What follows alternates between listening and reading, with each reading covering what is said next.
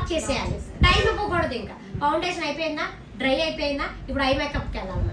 I మేకప్కి వెళ్ళాలంటే దీన్ని lock చేసేసుకోండి.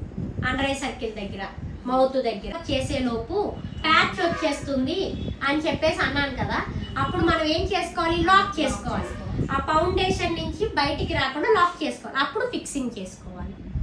ట్రాన్స్ఫర్ అవ్వకూడదు. లాస్ట్లో ఫినిషింగ్ మొత్తం ట్రాన్స్ఫర్ పౌడర్. ఇంకొంచెం హెవీ కావాలి, కాంపాక్ట్ పౌడర్. అప్పుడు హెవీ అవుద్ది లుక్. సో ఈ రెండింటితోనే లాక్. Translator powder, colourings.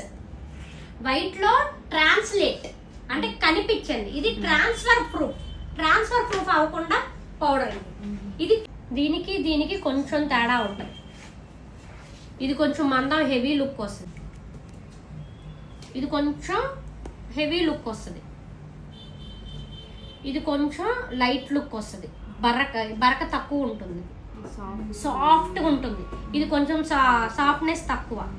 అవ్వటం కోసం అంటే లోపలికి అబ్జర్వ్ చేసుకోవడానికి ఒక పౌడర్.